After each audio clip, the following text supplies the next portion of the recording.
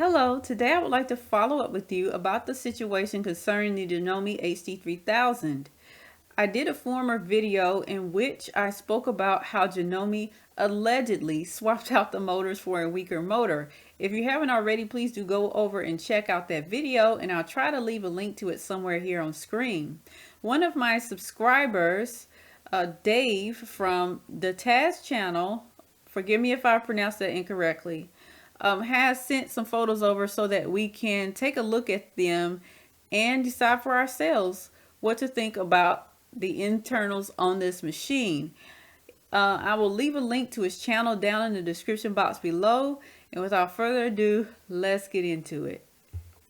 The first photo that Dave sent us is of a Kenmore 27 motor, which is on the left in gold, and a Janome HD3000 motor on the right, that is the silver colored one. It is important to see both of these motors side by side because Janome used to make Kenmore sewing machines in their 385 series long ago. So seeing these motors side by side kind of puts things in perspective because both of the motors appear to have the same labeling on the outside of them. So here are two photos. One of them is of the Janome HD3000 with the cover removed, and the next one is of that Kenmore 27 with the cover removed. I don't really see so many differences between the two right here, but let's go forward and look at the next photos. I'm going to have to stay on this photo for a minute just to explain what is going on with it, because I do know that the vast majority of us are sewing enthusiasts and really don't have a lot of knowledge of mechanics. The thing in the center there is called the communicator, and then on either side you have two gold boxes, and inside of those gold boxes you have two motor brushes. The communicator itself is a spring ring typically made of copper, with each segment of the ring attached to each end of the armature coil. If the armature has multiple coils, the communicator will similarly have multiple segments, one for each end of each coil. Spring-loaded brushes sit on each side of the communicator and make contact with the communicator as it turns, supplying the communicator segments and the corresponding armature coils with voltage. Of course, the Janome HD3000 motor was changed from the 1 amp motor to a 0.5 amp motor, and a lot of people said that it may have been changed to this because they switched from series wound motors to a permanent magnet motor. I cannot tell by the pictures whether or not it was switched to a permanent magnet motor, but I will let you be the judge of that yourself. When we're talking about whether or not the Janome HD3000 is actually a heavy-duty machine, we really have to focus on not just the motor, but the parts surrounding the motor to decide whether or not it is actually heavy-duty.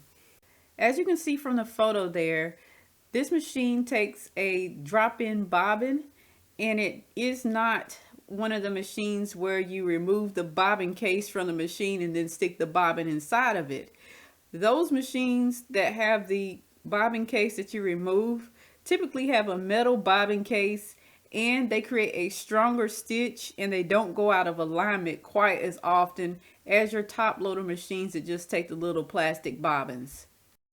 One of the things that was mentioned a lot in my comment section and also on the forums was that when you have a heavy duty machine, it usually is a side loader for more ease with sewing through thick materials. This machine is not a side loading machine.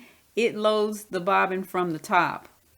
When you have a sewing machine like this Sailrite that I'm showing here, you typically have a larger hand wheel on that machine, and the larger hand wheel slows things down so that you're able to power through the thicker materials.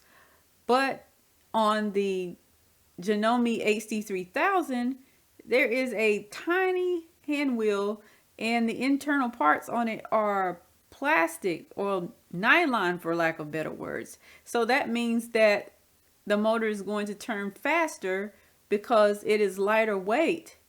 So you're not going to get the same piercing power with that as you would with a machine that's actually made for sewing through thick materials. There's more pictures here, but I just pulled out a few, and what we see is plastic on plastic on plastic. It could really be the title of a new song. Seriously. Once again, I'd like to give a big shout out to Dave from the Task channel, and I have once again linked him in the description box below. If you haven't already subscribed to my channel, please do subscribe and tap that notification bell to receive updates. And what say you? Do you think that the Janome HD3000 is actually a heavy-duty sewing machine? Or do you think it's just a standard sewing machine that's going to last people for a few years before it goes kaput? Thanks for watching. Please like, comment, and subscribe to receive more sewing related content. Peace.